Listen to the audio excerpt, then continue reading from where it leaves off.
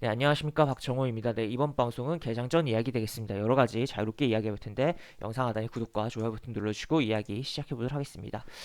우선 삼성이 이제 요거 기사가 나오면서 어제 시간의 단일가에서 삼성전자를 필두로 반도체 관련된 종목들이 상승이 나왔었고, 그에 따라서 오늘 어떻게 시가가 형성되고 또 변동성이 아침에 오전에 주는지, 그리고 또 오후까지 이어질지 좀 지켜봐야 되는 상황이다라고 볼 수가 있겠고, 지금 여기 보시면 파운드리 시장 같은 경우는 삼성전자가 1위가 아닙니다. 1위가 아니고 대만 업체가 뭐 이거 전망치 기준이기도 한데, 어쨌든 대만 업체가 지금 1위이긴 한데, 그래서 이걸 뺏어오는 과정이 필요하다라고도 볼 수가 있겠고, 또 대만 업체 입장에서는 격차를 벌리기 위해 투자도 진행해야 되고 뭐 그런 부분이다라고 볼 수가 있는 상황입니다. 그래서 어쨌든 우리 삼성전자가 잘 이거를 뺏어와서 어, 세계 파운드리 시장 비메모리 쪽을 꽉 좀 잡아 나가는 메모리 반도체 쪽만큼이나 잘 성장하게 좀 기원을 하겠고, 그리고 다른 기사를 또 보면 지금 어쨌든 반도체 슈퍼 사이클이 진행되고 있어요.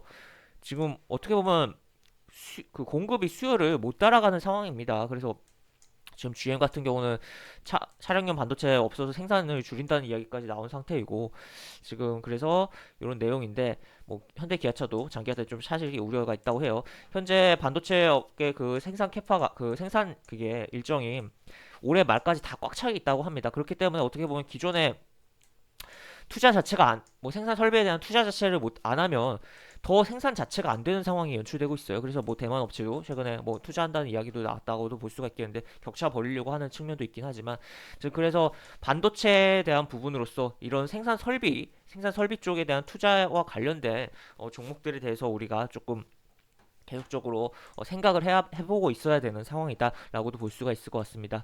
그 다음에 요거는 이제 어제 뭐 벌크선 운임 뭐 올랐다라는 거 제가 뭐 개장 전 이야기에서 이야기를 해드렸는데, 그에 따라서 뭐 해운주 장중에 움직였고 뭐 이런 식으로 진행이 됐는데, 해운주를 계속 볼 필요는 있다고 봐요. 저는 뭐 볼 필요 있다고 보는데, 지금 어제 움직임도 뭐 나쁘지 않았어요. 근데 이제 장중 움직임 나쁘지 않은데, 지금 현재 상황에서 해운주를 접근하기에는 굉장히 애매하지 않나. 잘못 접근하면 물리기 딱 좋은 정말 애매한 차트들이 연출되고 있지 않나라고 저는 생각을 하고 있고, 그래서 아예 확실히 고가 제끼고 지지받던가, 아니면 좀 더 밀려준 상태에서의 접근이 좀 더 차트적인 흐름에 있어서 안정적으로 접근할 수 있는 거 아닌가라고 볼 수가 있겠고, 나는 모르겠다, 해운 그 업종 좋다고 생각하니까 적립식으로 들어가겠다, 밀리면 더 담겠다라고 한다면, 그닥 뭐 지금 상황에서도 뭐 타이밍이 나쁘진 않다. 어차피 이거는 적립식으로 들어가서 튕길 때 챙기면 된다라고 볼 수가 있기 때문에라고 이야기를 해드릴 수가 있겠죠.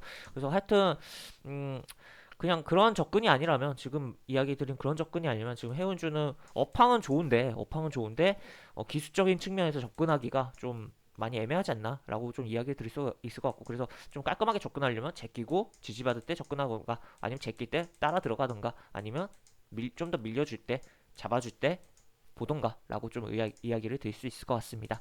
그 다음에 그리고 요거 국민연금 이런 식으로인데, 이게 기관 뭐 연기금뿐만 아니라 기관 같은 경우 이제 자산 구성에 있어서 내부 규정이 있다 보니까 그거에 따라서 운영이 진행될 수밖에 없어요. 근데 아무래도 이렇게 뭐 주식 시장이 좋은데 계속 팔고 있고, 또 엇박자 매매도 하고 있다는 이야기도 나오고 있잖아요. 팔았다가 다시 사고 비싼 가격에. 하여튼 그런 부분이 있어서 뭐 이런 내용이 나오고 있는데, 지금 뭐 자산 배분하는 것도 뭐 당연하고 당연한데, 그리고 자산 그런 뭐 주식이 비중이 뭐 자산에 대한 그런 가치가 상승에 따라서 주식 비중이 높아지니까 리밸런스 차원에서 좀 매도하는 것도 당연해요. 당연한데, 약간 너무 뭐랄까요? 너무 약간 유연성 없는 거 아닌가에 대한 생각도 좀 들고, 또 한편으로는 이 비중 여기 보시면 북미 시장에 많이 투자하는 거는 어떻게 보면 당연하다고 보긴 하는데, 그럼에도 불구하고 19년 말 기준이긴 하지만 이게 비중 구성이 좀 더 이게 세분화될 필요 있는 거 아닌가라는 생각도 좀 들어요. 그래서 이러한 내용도 있다라고 볼 수가 있을 것 같고, 하여튼 뭐 지금 이런 식으로 진행이 되고 있다라는 거. 그래서 연기금이 열심히 국내 시장에서 주식을 팔고 있으면서 시장에 방해를 하고 있다라고 볼 수가 있을 것 같습니다. 그래서 연기금이 오히려 근데 이렇게 막 팔고 있는데도 전반적으로 팔고 있고, 뭐 자산 뭐 재구성 과정이 계속적으로 이루어지고 있는데고, 글로벌적인 자산 운용이 있어서 그런데도 연기금이 사고 있는 종목이 있다. 꾸준하게 그것도 그런 종목은 조금 더 우리가 집중을 해봐야 되지 않을까에 대한 부분도 약간 역발상적인 생각도 좀 해봐야 되는 이 내용과 이 내용 자체와 역발상적인 생각도 해봐야 되는 상황이다라고도 볼 수가 있겠죠. 이런 식으로 볼 수가 있겠고 이렇게 뭐 내용이 나와 있어요. 그리고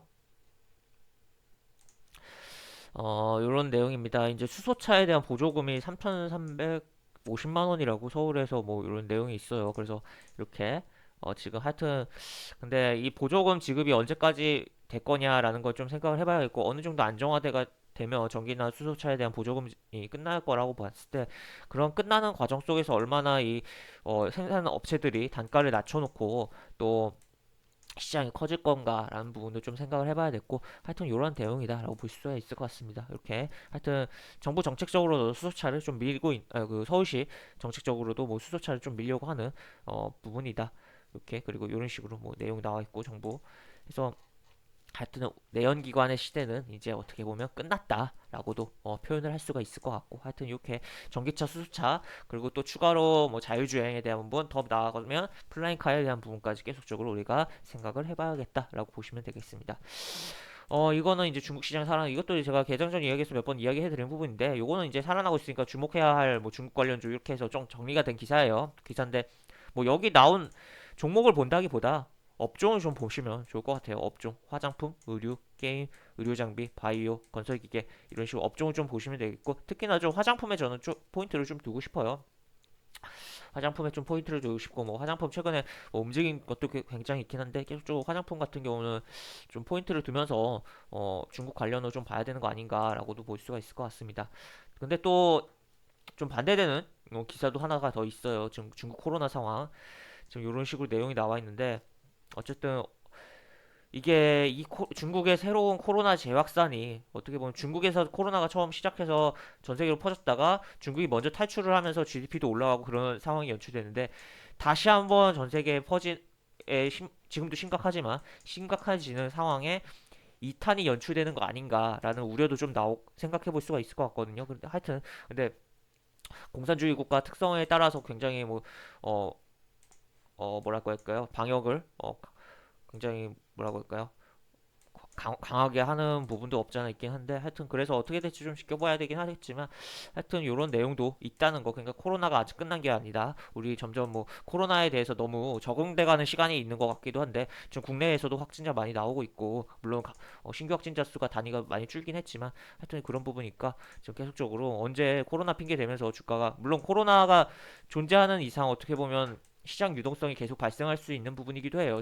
재정 정책이 돈이 풀리는 게 있기 때문에 하지만 어쨌든 코로나로 인해서 또 핑계로 증시가 빠질 가능성도 어느 정도 워낙 올라온 가운데서 핑계거리로서 작용할 가능성이 있다는 거죠. 이게 을 만드는 데는 어, 작용이 되지만 또 반대로 조금 핑계성으로 작용할 수도 있다는 것도 생각을 해봐야 될 것 같습니다.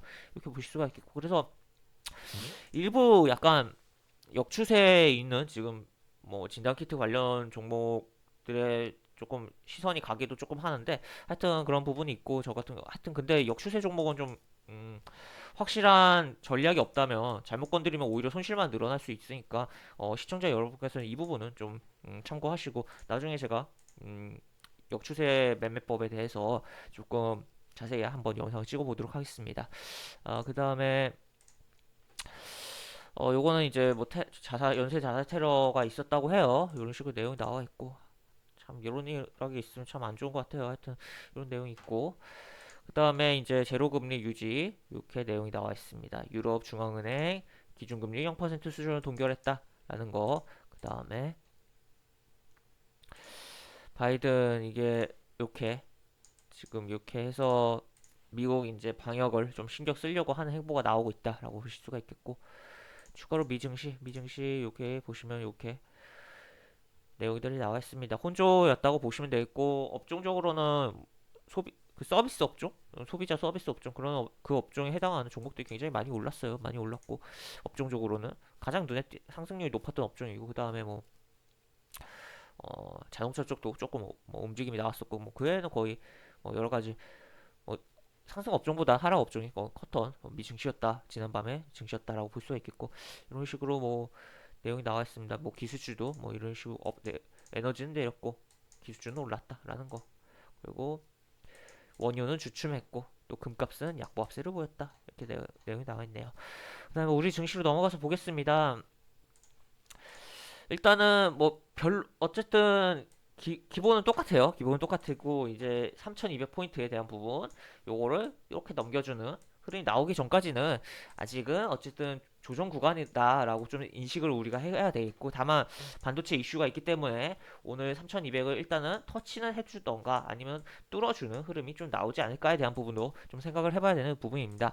하지만 어쨌든 이런 부분에서 금요일 시장이기도 하고 오전에만 좀 강했다가 밀릴 수도 있으니까 조금 이 점은 생각을 해봐야겠고 하여튼 요거 3200포인트 넘겨주고 지지해주는지 중요하다. 그 전까지는 그냥 조정 구간으로서 계속적으로 뭐 왔다 갔다 하는 흐름 연출될 수 있다는 거 생각해봐야 되겠습니다. 그 다음에 코스닥 코스닥도 뭐 이런 식으로 얘도 뭐 900 이렇게 990포인트 요거 제껴주기 전까지는 결국엔 아직도 조정 구간 진행 중이다 라는 거로 생각을 해봐야겠고 지금 여기서 지금 코스피가 강하면서 코스피에 오늘 만약에 돈이 몰릴 경우 코스닥이 조금 나중에 결국 코스피를 따라는 가겠지만 좀 재미없는 흐름이 연출될 수도 있지 않을까라고 볼 수가 있겠고 어쨌든 그럼에도 불구하고 현재 시장 지수적인 흐름에 영향을 많이 뭐 어느 정도 뭐 지수가 좀 다이나믹하게 장중에 움직인다면 대부분의 종목들 영향을 받긴 하지만 최근 시장이 뭐 여기 지수가 올라온 부분도 있긴 하지만 여기 한 이 구간에서 계속적으로 어떻게 보면 지수 영향들보다는 각자 개별 종목들의 자기 갈 길 가는 행보들이 많이 나오고 있다고 봐요. 그렇기 때문에 특히 여기 하락 구간도 그렇고 여기 상승 구간도 그렇고 특히 그 체감이 오히려 이런 구간들보다 오히려 좋은 거 아닌가라고도 좀 볼 수가 있겠는데 하여튼 그러한 시장이 계속적으로 연출이 돼서 뭐 지수 자체가 올라가는 것도 당연히 중요하겠지만 결국에는 우리 투자자분들, 시청자 여러분들의 체감이 가장 좋은 시장이 열려야 된다라는 거죠. 그래서 뭐 조정을 받더라도 체감 좋은 시장이 열린다면 그에 따라 뭐 수익도 많이 낼 수 있고 또 반대로 그런 이런 지수 조정 구간에서는 어떻게 보면 엇박자 타면 또 손실도 커질 수 있긴 하거든요. 체감 자체는 좋아져도 상승 종목도 많고 해도 그렇기 때문에 그런 것도 조심을 해야 되는 상황이다라고 볼 수가 있겠고 제가 대장정 이야기에서 뭐 대형주 를 뭐 다 팔 필요는 없다. 하지만 어느 정도 뭐 너무 포트가 대형주로 구성돼 있다면 중형주에 대한 부분도 생각을 해보자라는 이야기를 예전 과거 영상들에서 몇 번 이야기를 했던 것 같아요. 그런데 하여튼 그런 부분에 있어서 지금 중형주에 대한 부분도 생각을 해봐야 되는 부분이고 소형주 같은 경우는 워낙 뭐 시장 소외됐다가 움직일 때 한 방에 움직이니까 그러니까 뭐 어느 정도 포트에 항상 갖고 있는 것도 나쁘지 않다. 그러니까 대형주만 가는 시장에서는 계속 어떻게 보면 소형주는 소외될 수가 있어요. 그렇다가 대형주가 쉴 때 그냥 한 방에 그동안 소외된 거 회복하면서 치면서 올리는 경우들이 많기 때문에 그런 것도 생각해봤고 그렇기 때문에 너무 뭐 계좌에 종목에 대한 편중을 과하게 하지 않는 게 좀 좋겠다. 그러니까 뭐 대형주, 중형주, 소형주 골고루 좀 담아 놓는 게 시장에서 가장 좋은 거고 아니면 나는 그런 거 모르겠다. 그냥 시장에서 좀 소외되더라도 소형주 위주로 담아가지고 화끈하게 챙길 때 챙기겠다라는 방법도 뭐 나쁘지 않겠다라는 의견도 드리겠고 그럴 경우에는 좀 더 종목을 신중하게 더 잘 고르고 이슈가 있고 또 안정적으로 뭐 바닥 그 하방 지지력이 있는 종목으로 잡아야겠다라는 의견을 또 드리도록 하겠습니다. 그래서 이렇게 보실 수가 있겠고 이렇게 오늘 영상을 좀 마무리를 하도록 하겠습니다. 이상 박주홍이었습니다. 감사합니다.